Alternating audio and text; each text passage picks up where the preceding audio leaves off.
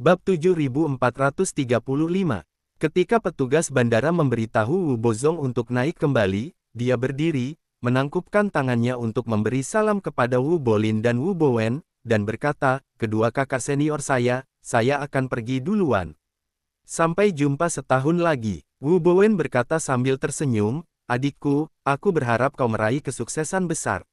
Wu Bolin juga dengan sopan berkata, "Adikku, kau telah meraih kesuksesan besar." Wu Bozong berkata sambil tersenyum, "Terima kasih, kakak-kakak senior. Saya juga mendoakan yang terbaik untuk kalian berdua dalam mendapatkan kesempatan luar biasa dan mencapai tujuan kalian secepat mungkin." Setelah mengatakan itu, dia berbalik dan mengikuti staf keluar dari ruang VIP. Setelah ia pergi, Wu Bowen bertanya kepada Wu Bolin, "Kakak senior, berapa lama Anda berencana tinggal di Antartika kali ini? Kemana Anda akan pergi selanjutnya?" Wu Bolin dengan santai menjawab, "Aku tidak punya rencana apapun. Kita akan jalani saja langkah demi langkah." Wu Bowen tertawa dan berkata, "Kalau kau tanya aku, sebaiknya kau tak perlu repot-repot pergi ke Antartika. Kenapa kau tidak ikut denganku ke Amerika?" Sejak Kaisar Guangxu naik tahta, orang-orang selalu mengatakan bahwa Amerika adalah surga di bumi, tempat kemewahan dan kemaksiatan. Sekarang kita punya kesempatan bagus seperti ini, kenapa tidak pergi ke sana dan mengalaminya sendiri? Lagi pula, penguasa yang bijaksana menyuruh kita mencari kesempatan sendiri dan tidak mengatakan bahwa kita harus membawa pulang sesuatu untuk dilaporkan. Bagaimana menurutmu?" Wu Bolin menggelengkan kepalanya dan berkata sambil tersenyum, "Aku tidak suka keramaian dan kebisingan, jadi aku tidak akan mencari ketidaknyamanan seperti itu."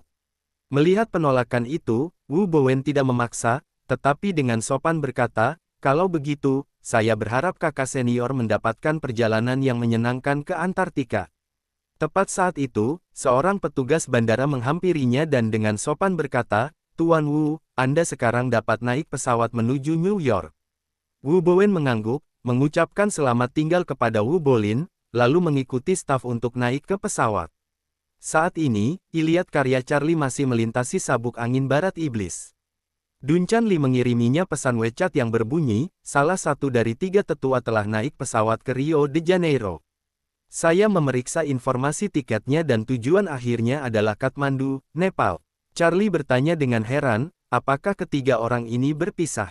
"Sepertinya memang begitu," kata Duncan Lee. "Saat ini, hanya satu orang yang telah naik ke pesawat." Segera setelah itu, Duncan Lee mengirim pesan lain, "Tuan Wade, ada satu orang lagi yang juga berangkat untuk naik pesawat. Sepertinya mereka bertiga memiliki tujuan yang berbeda." Charlie menghela napas lega. Kekhawatiran terbesarnya adalah mereka bertiga akan pergi ke tempat yang sama. Jika mereka bertiga pergi ke Tiongkok, dia mungkin harus segera meminta kapten untuk berbalik dan kemudian bergegas kembali ke Tiongkok secepat mungkin. Fakta bahwa ketiganya kini bertindak secara terpisah membuktikan bahwa Victoria tidak bermaksud agar mereka melakukan langkah besar apapun. Tak lama kemudian, Duncan Lee mengetahui informasi penerbangan orang kedua dan berkata, "Tuan Wade, orang kedua akan pergi ke New York." Charlie agak bingung, tidak mengerti mengapa kedua tujuan ini dipilih. Untungnya, tidak ada kerabatnya di kedua kota ini, jadi dia hampir yakin bahwa kedua orang ini tidak mengincarnya. Lalu dia bertanya pada Duncan Lee, "Detektif Lee, apakah Anda sudah mengetahui tujuan orang ketiga itu?" "Belum," kata Duncan Lee. "Dia saat ini sedang menunggu di ruang VIP. Mesin minuman gratis yang kami pasang di ruang VIP terus memantaunya, tetapi kami belum bisa mengetahui informasi penerbangannya." Charlie memberinya instruksi, "Kalau begitu, awasi dia dengan cermat, dan segera beritahu saya jika terjadi sesuatu." "Baik, Tuan Wade." Wu Bolin, yang berada di bandara, menunggu sendirian selama 40 menit sebelum akhirnya menerima pemberitahuan boarding. Duncan Lee segera mencari tahu penerbangan mana yang ditumpangi pria itu, lalu langsung memberitahu Charlie, dengan mengatakan, "Tuan Wade, orang ketiga itu pergi ke Ushuaia, sebuah kota di Argentina Selatan." "Ushuaia?" Charlie langsung merasa bingung. Dia bertanya-tanya mengapa tetua ketiga ini datang ke Ushuaia. Mungkinkah dia sedang melacakku? Charlie memikirkannya dengan saksama dan merasa itu tidak mungkin.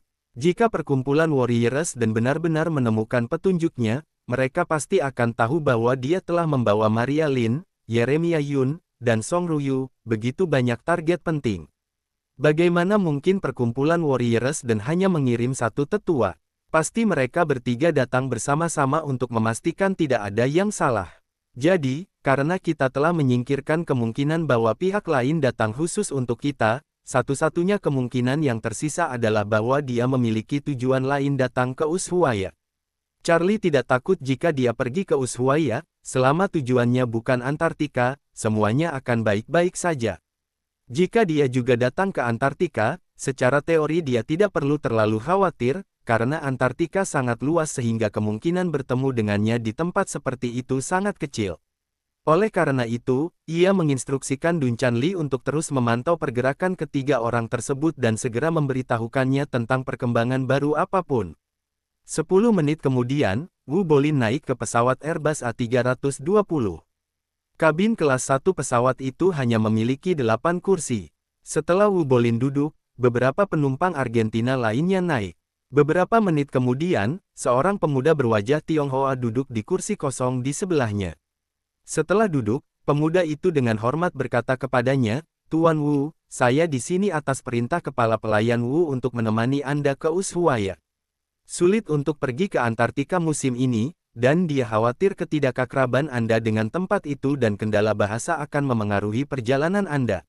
Wu Bolin tidak terkejut dengan hal ini. Wu Tianlin selalu tekun dan teliti dalam pekerjaannya. Dia memang tidak tahu bahasa asing, dan ini bukan musim yang tepat untuk pergi ke Antartika. Mencari jalan sendiri tidak akan mudah. Memiliki seorang pembantu akan sangat membantunya. Lalu dia bertanya kepada pemuda itu, "Apakah Anda dari kantor Panglima Tertinggi Tentara Kiri?" "Benar sekali," kata pemuda itu dengan jujur, "nama saya Wu Xiyuan. Saya adalah prefek kantor gubernur Tentara Kiri, dan saya terutama bertanggung jawab atas semua pekerjaan koordinasi di Buenos Aires." Wu Bolin mengangguk, "Jadi, Anda juga anggota keluarga Wu. Izinkan saya bertanya, apakah kantor komandan Tentara Kiri memiliki pasukan yang ditempatkan di Ushuaia?" "Tidak," jelas Wu Xiyuan. "Ushuaia adalah tempat terpencil dengan populasi kecil dan ekonomi yang belum berkembang, jadi Komando Tentara Kiri tidak mendirikan pos di sana."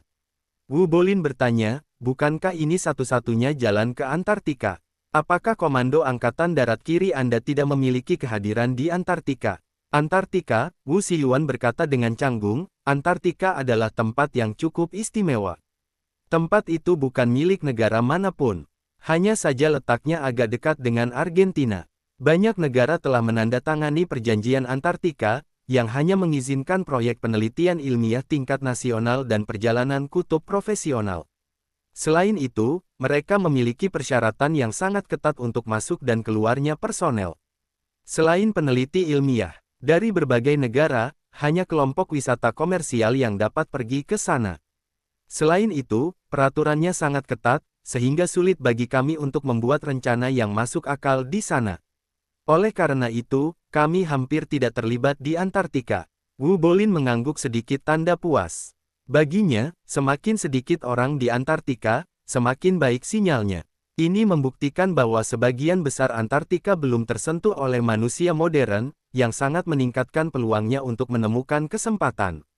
Jadi dia bertanya kepada Wu Xiyuan, "Apa cara termudah bagi saya untuk masuk ke Antartika sekarang?" Wu Xiyuan berkata, "Satu-satunya cara sekarang adalah dengan menaiki kapal penelitian, tetapi pengelolaan kapal penelitian sangat ketat. Menaiki kapal secara paksa pasti akan menarik banyak perhatian.